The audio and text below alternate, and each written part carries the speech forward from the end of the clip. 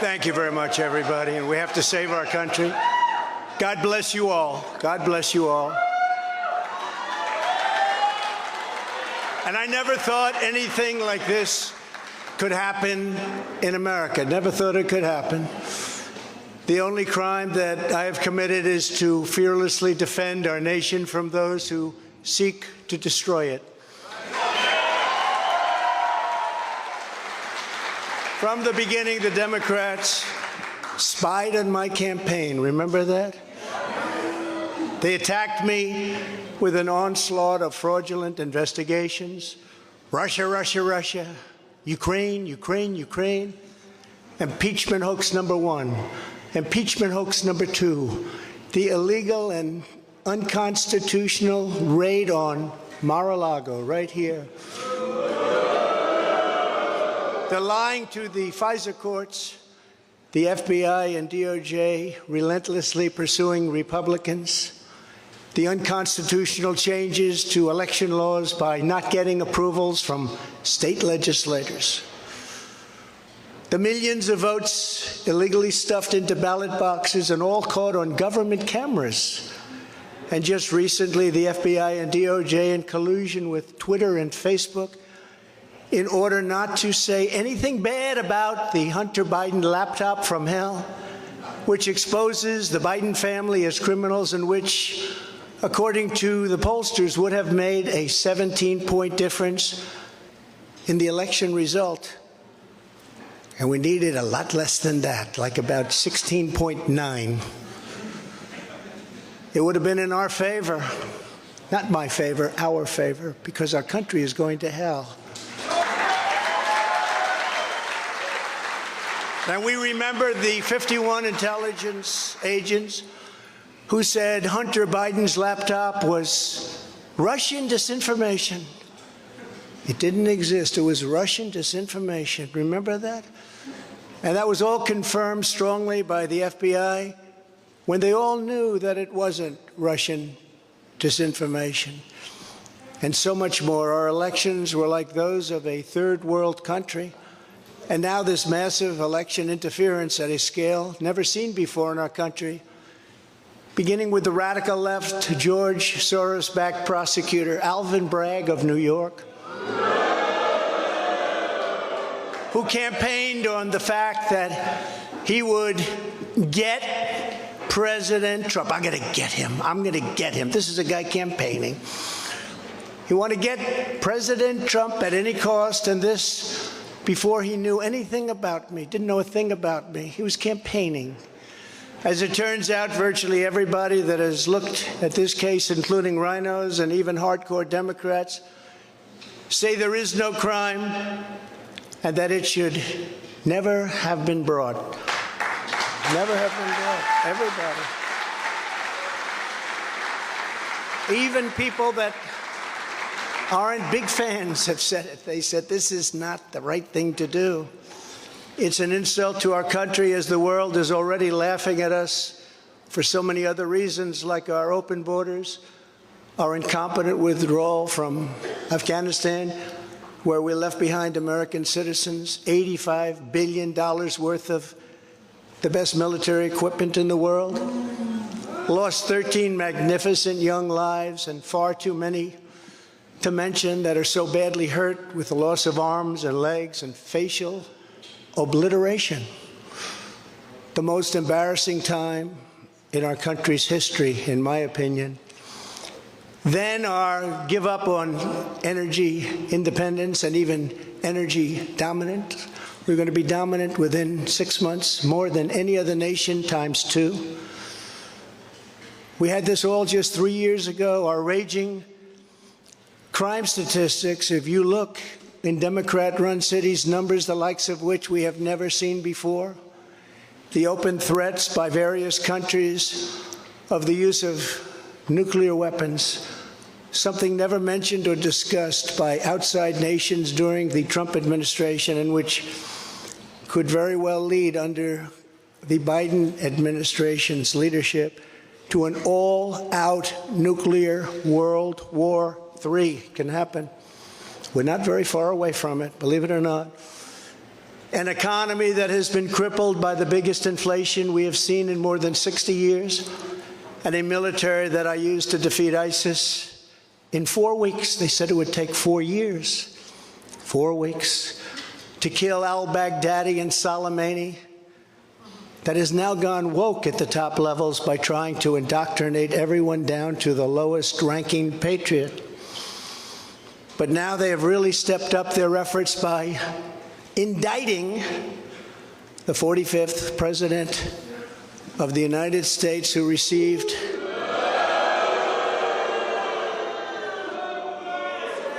$75 million votes, which is more than any sitting president in the history of our country.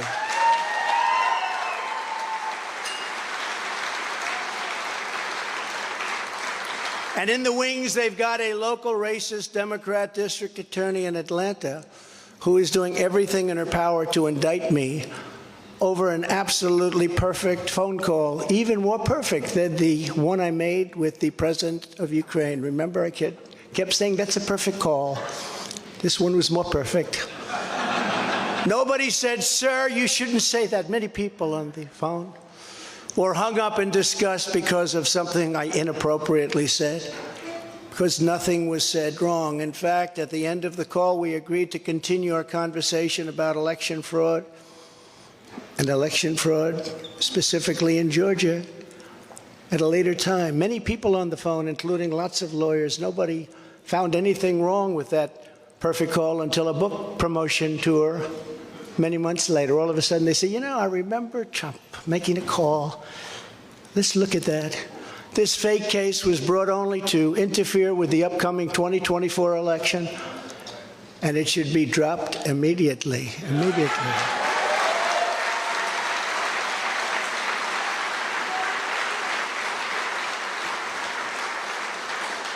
Then you have a radical left lunatic known as a bomb thrower who is harassing hundreds of my people day after day over the boxes hoax. You know, the boxes hoax, as we call it.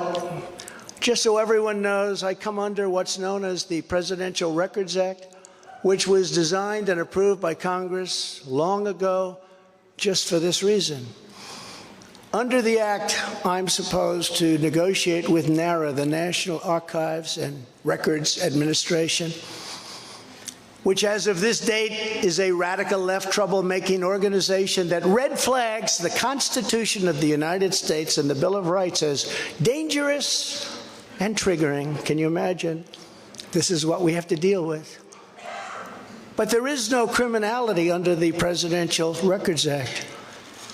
That is not what it's all about. We were negotiating in very good faith, proper way, in order to return some or all of the documents that I openly and in very plain sight brought with me to Mar-a-Lago from our beautiful White House, just as virtually every other president has done in the past. When FBI and DOJ officials with NARA were here, I told my lawyer to show them the very secure storage room in which they were locked. The FBI's sole request in writing was, could you please put another lock on the door? We immediately complied. It's a lot different than the Biden situation, isn't it? The next thing I know, we were raided by many gun-toting FBI agents who took whatever they wanted, including my passports and medical records. Everybody was in shock. Nobody had ever heard of such a raid before. We can't even believe it. Who would think that that could happen today? I immediately thought of the Fourth Amendment that protects against unreasonable search and seizure. But they did it anyway because our justice system has become lawless. They're using it now, in addition to everything else, to win elections. Apparently, they're not looking at me through the view of the non-criminal Presidential Records Act. They came up with a new one. This is a new one.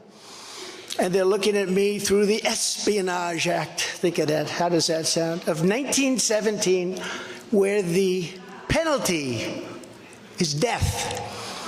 even though that has absolutely nothing to do with openly taking boxes of documents and mostly clothing and other things to my home, which President Obama has done, the Bushes have done, Jimmy Carter's done, Ronald Reagan has done. Everybody's done. In fact, Hillary Clinton got rid of 33,000 emails, and that was okay. But nobody's done it like Joe Biden. This lunatic special prosecutor named Jack Smith, I wonder what it was prior to a change, who others of his ilk say he's even worse than they are, is only looking at Trump, yet Joe Biden took massive amounts more documents, even removed many boxes to Chinatown. You believe that? Just got $10 million from China. Where did that come from? I guess they were banking on Hunter's expertise and had others stored in unsecured offices in Pennsylvania and strewn all over his garage floor where his now very famous Corvette is also stored. All over the floor, including classified documents. But that's okay. Perhaps most importantly, he has 1,850 boxes in Delaware, which he is refusing to give up. But isn't that real obstruction? That's obstruction. As president, I have the right to declassify documents, and the process is automatic if I take them with me. It's automatic. Declassify. Biden was vice president. He had absolutely no right to declassify as vice president. He doesn't come under the non-criminal Presidential Records Act. He comes under the very criminal Federal Records Act, unfortunately for him, but it's not going to matter because they don't follow the law, which has very severe penalties. He had classified documents that he took while he was a senator, which is absolutely inexcusable, and other senators, including Democrats, are outraged. But he's not being harassed and hounded like the people who work for me are. In fact, they seem to have forgotten about his documents entirely. So many, thousands and thousands, it's okay with him. They like to say that I'm obstructing, which I'm not, because I was working with NARA very nicely until the raid on my home. But Biden is obstructing by making it impossible to get the 1,850 boxes or explain why many documents were located in Chinatown. Can't explain it. Why were they in Chinatown? I don't know.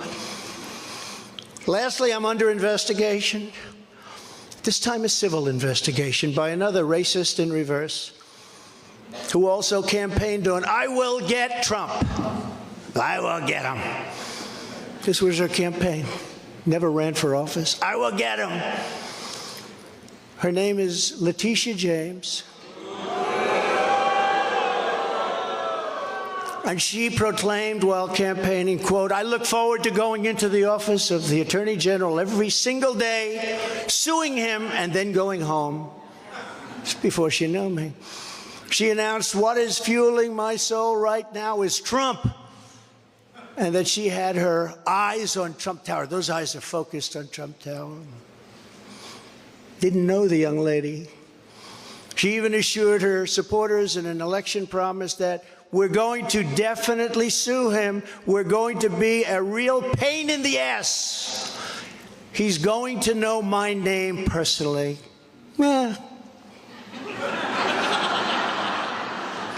And then she claimed that I was an illegitimate president. Think of that. With all we did on energy, with all we did on the military, on taxes, biggest tax cuts in history, biggest regulation cuts in history, right to try, people able to get drugs now that aren't approved.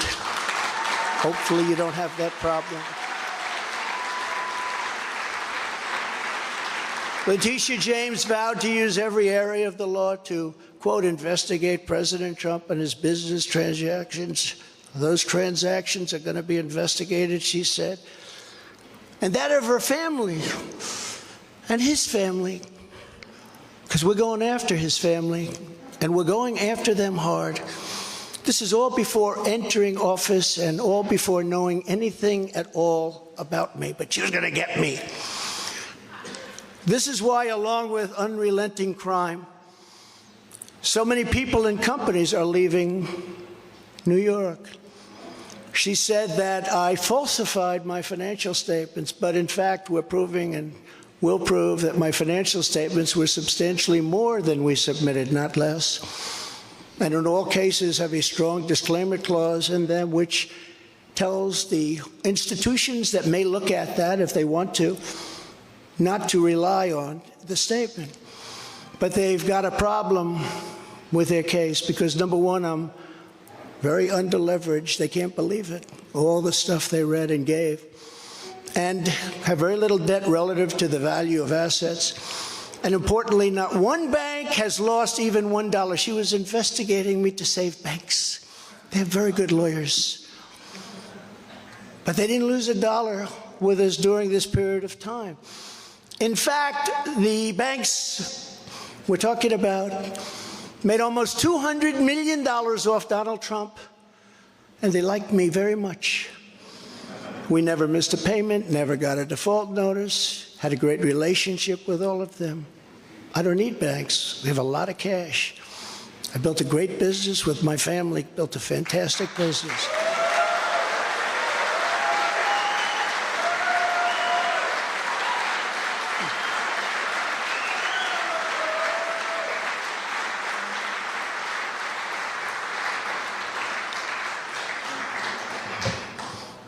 I have a son here who's done a great job, and I have another son here who's done a great job. Tiffany. And Ivanka, and Barron will be great someday. He's tall. He is tall, and he's smart. But I have a great family, and they've done a fantastic job, and we appreciate it very much. They've gone through hell.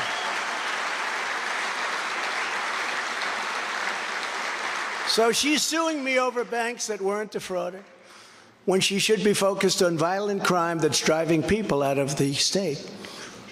This is a persecution, not an investigation. She's put our family through hell. It's cost hundreds of millions of dollars to defend, but our heads are held very, very high. They want to settle the case, but I want no part of that. So here we are now. It's where we were today, in a city that was so great just 4 or 5 years ago. But now we're there. Spent time there today, as you possibly read, with a local failed district attorney charging a former president of the United States for the first time in history on a basis that every single pundit and legal analyst said, there is no case. There's no case. They kept saying, there's no case.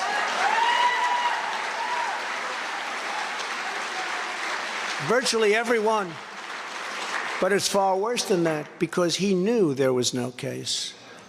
That's why last week he delayed for a month and then immediately took that back and threw this ridiculous indictment together. Came out today, everybody said, this is not really an indictment. There's nothing here. My lawyers came to me and they said, there's nothing here. They're not even saying what you did. The criminal is the district attorney because he illegally leaked massive amounts of grand jury information, for which he should be prosecuted, or at a minimum, he should resign. And Alvin Bragg's wife confirmed a report that claimed her husband has Trump nailed on felonies. She has since locked down her Twitter account.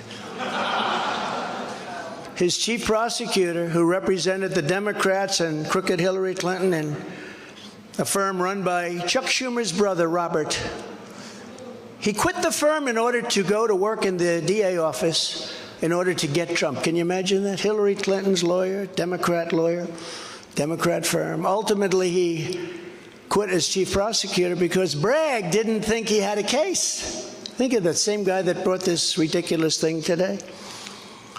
Yet during his investigation, this prosecutor named Mark Pomerantz wrote and published a book saying all sorts of privileged things and has been very strongly reprimanded. He was reprimanded so strongly. I've never seen anything like it. That's probably the end of it. But what he did was probably very illegal, but he was very, very strongly reprimanded. Even District Attorney Bragg was furious with him. They were having a tremendous fight in the office because of it. But hope is never lost because various prosecutors in the DA's office also quit because they thought President Trump was being treated very unfairly. How about that? Isn't that great? Oh, I love them. I'd like to meet them. I'd like to meet them. The DA's office even had a web page. Meet the team of executives who have done this to President Trump. That was the title. Isn't that nice? They immediately had to take it down. Meanwhile, overall crime in New York was up 30% last year. Much more than that the year before, with felony assaults, robberies, and burglaries all up by massive, massive numbers. Not the same place that I know, not the same place that you know. And this is where we are right now. I have a Trump-hating judge with a Trump-hating wife and family whose daughter worked for Kamala Harris and now receives money from the Biden-Harris campaign, and a lot of it. We recently had another trial, and the same judge told the fine man who worked for me for many, many years that if you admit your guilt, you will be in jail for 90 days. But if you don't, if we go through a trial and you're found guilty, you're going away for 10 years and maybe longer, which for a 75-year-old man with a great family really means life. What the prosecutors and judge did to that man, I will never forget, because it's right out of the old Soviet Union. That's where we are. They said, you say anything about Trump, meaning that's bad, and you won't even have to serve the 90 days. You'll walk free. And they say that to many of my employees. We have this Jack Smith lunatic threatening people every single day through his representatives. They're threatening jail terms. But talk about Trump and you'll go free. This is where we are as a nation. Who would have thought? They can't beat us at the ballot box, so they try and beat us through the law. That's the country in which we live, however, right now. The USA is a mess. Our economy is crashing. Inflation is out of control. Russia has joined with China. Can you believe that? Saudi Arabia has joined with Iran. China, Russia, Iran, and North Korea have formed together as a menacing and destructive coalition. Would have never happened if I were your president. Would never have happened. Nor would Russia attacking Ukraine have happened. All of those lives would be saved. All of those beautiful cities would be standing. Our currency is crashing and will soon no longer be the world standard, which will be our greatest defeat, frankly, in 200 years. There will be no defeat like that. That will take us away from being even a great power. If you took the 5 worst presidents in the history of the United States and added them up, they would not have done near the destruction to our country as Joe Biden and the Biden administration have done.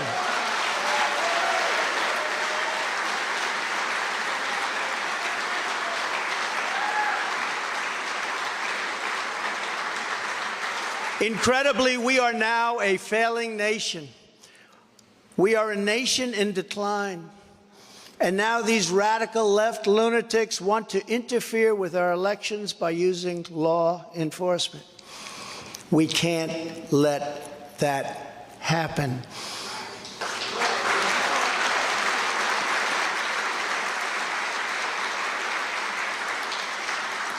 With all of this being said, and with a very dark cloud over our beloved country, I have no doubt, nevertheless, that we will make America great again. Thank you very much. And God bless you. and God bless America. Thank you very much, everybody. Thank you.